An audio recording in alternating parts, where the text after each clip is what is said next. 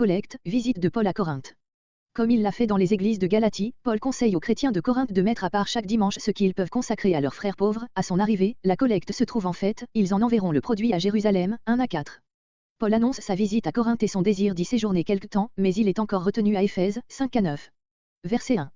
Verset 1 à 9 collecte, visite de Paul à Corinthe. Il s'agit de la même collecte dont il est parlé dans Romains 15.25 et suivant. Les chrétiens de la Palestine étaient dans le besoin, parce qu'il avait, beaucoup plus que d'autres, à souffrir de la persécution. Les Juifs furent, en effet, dans les premiers temps, les plus violents adversaires de l'Évangile, qui n'avaient point encore attiré l'attention des païens. Paul attachait une grande importance à cette collecte et pour diverses raisons. Outre le secours efficace qu'elle apporterait à des frères souffrants, elle devait être un lien de charité entre les églises fondées dans des contrées païennes et celles de Jérusalem, qui conservaient encore, contre les premières, beaucoup de préjugés, c'était rendre le bien pour le mal. En même temps Paul lui-même, personnellement porteur de ce bienfait, verset 4, aurait une excellente occasion de montrer aux chrétiens judaïsants combien peu ils méritaient leur défiance et leur mauvais vouloir envers lui. En général un tel intérêt pour des frères inconnus élevait les âmes au-dessus des préjugés nationaux et unissait les chrétiens comme une seule famille. Le paganisme ni le judaïsme n'avaient jamais rien produit de pareil. Verset 2. Cette mention du premier jour de la semaine, c'est-à-dire du dimanche, Matthieu 28.1, Marc 16.2, Acte 20.7, comme d'un jour propre à s'occuper spécialement d'une bonne œuvre, prouve l'importance qui attachait les chrétiens dès les temps des apôtres, si même ils ne le célébraient pas encore régulièrement comme le jour du repos, plusieurs préférant conserver le sabbat, comparé Acte 20.7, Apocalypse 1.10. On a trop perdu de vue l'excellent conseil que donne ici l'apôtre, de déterminer ses dons à l'avance, de les mettre à part à époque fixe et ainsi d'amassés, grec, thésaurisés, pour le Seigneur. C'est le moyen de donner beaucoup et de n'être pas pris au dépourvu à l'heure du besoin. Verset 3. On peut traduire, ce que vous aurez approuvé par lettre, ou bien, j'enverrai par lettre, avec des lettres, ce que vous aurez approuvé. Le contexte exige ce dernier sens. En laissant aux Corinthiens le choix de ceux qui devaient recueillir leurs dons et les portèrent à Jérusalem, aussi bien qu'en ordonnant que la collecte se fît en son absence, l'apôtre respectait, avec beaucoup de délicatesse, la liberté de ses frères. Verset 4. C'est ce qui arriva, son attente ne fut pas trompée, Romains 15.25, Acte 19.21. Verset 7. Paul a parlé plusieurs fois déjà de cette visite à Corinthe qui lui tenait à cœur pour plusieurs raisons, 1 Corinthiens 16.2, 1 Corinthiens 4.19, 1 Corinthiens 11.34, 1 Corinthiens 14.6. Quand il dit « Je ne veux pas cette fois vous voir en passant », il semble faire allusion à une précédente visite, de courte durée, dont les actes ne parlent pas. Cette expression ne peut s'appliquer à son premier séjour qui fut de 18 mois, Acte 18.11. Verset 9. Deux motifs de prolonger son séjour à Éphèse, le bien qu'il peut y faire et le mal qui ferait les adversaires. Une grande porte ouverte est une occasion évidente que Dieu offre à l'apôtre d'annoncer l'Évangile. Paul donne encore à cette porte l'épithète inusitée d'efficace ou énergique, c'est-à-dire que l'occasion était rendue telle par l'Esprit de Dieu. C'est l'idée rendue ici par ces mots, avec espérance de succès. Verset 10. Paul recommande affectueusement aux chrétiens de Corinthe son disciple Timothée et leur annonce la visite différée d'Apollo, octobre 2012. Veillez, demeurez fermes, en toute charité, 13. Éloge de Stéphanas et de ses compagnons de voyage, égards qui sont dus à de tels hommes, 14 à 18. Salutations des églises d'Asie, d'Aquila et de Priscille, de tous les frères, de Paul à ses lecteurs, 19 à 24. Verset 10 à 24 recommandations, exhortations, salutations. Verset 11. À cause de sa jeunesse. 1 Timothée 4.12. En général, qu'il soit protégé contre les adversaires de l'apôtre, qui reporteraient sur lui leur mauvais vouloir.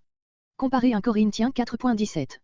Timothée était allé en Macédoine avec Éraste, Acte 19.22, et ne pouvait arriver à Corinthe avant cette lettre. Je l'attends avec les frères peut s'entendre de ceux qui accompagnaient Timothée, ou de ceux qui étaient auprès de Paul et spécialement de 3 députés de Corinthe, verset 17, comparé verset 12.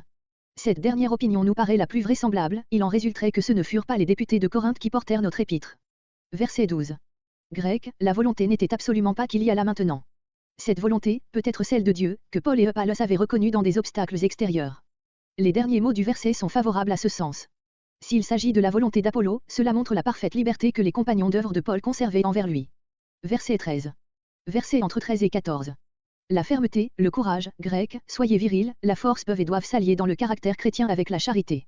Cette exhortation, sans lien apparent avec les recommandations qui précèdent et qui suivent, devait peut-être clore l'épître, quand l'apôtre a jugé nécessaire d'y ajouter les pensées suivantes. Verset 15. Voir 1 Corinthiens 1.16. Verset 16. Nous éprouvons tous les jours combien il est important que ceux que Dieu a le plus enrichis de ses dons soient entourés de respect et que, pour le bien de l'Église, les autres défèrent à leurs conseils et à leur sagesse. Car Dieu se révèle à nous là où il dispense des dons de son esprit, si donc nous voulons ne pas mépriser Dieu, nous devons nous soumettre à ceux qu'il a ainsi doués. Calvin, comparé verset 18. Verset 17. Grec, à votre manque, au vide que votre absence fait en moi. Ils étaient de Corinthe, avaient probablement été députés auprès de l'apôtre et lui avaient donné des nouvelles de l'Église. On voit par ces expressions, comparé verset 18, note, quelle était la tendresse de Paul pour ses frères absents. Verset 18. En nous remettant mutuellement en rapport, vous avec moi avec vous. Touchante et sainte communion des âmes qui n'empêche pas l'apôtre d'écrire de sévères vérités, même dans cette lettre, comparez 2 Corinthiens 1.6-7, 2 Corinthiens 7.3-13. Verset 19. Aquilose et Priscille avaient été avec Paul à Corinthe, puis l'avaient suivi à Éphèse, acte 18.2, acte 18.18. Plus tard, nous les trouvons à Rome et là encore ayant, comme ici, une église dans leur maison, Romains 16.3-5, note. Verset 20. Voir Romains 16.16, note. Verset 21. Grec, la salutation de moi, Paul, par ma propre main, voir Romains 16.22, note. Les paroles qui suivent sont donc écrites par lui-même et non sous sa dictée. Verset 22. Anathème signifie exécration et était devenu une formule d'excommunication, Romains 9.3, 1 Corinthiens 12.3. Quiconque n'aime pas le Seigneur Jésus n'appartient point à son Église, ne doit point y être toléré, puisqu'il s'exclut lui-même de sa communion, ici-bas et dans le ciel. Redoutable parole que Paul ajoute de sa propre main et qu'il rend plus solennelle encore par cette déclaration, marrant et sub.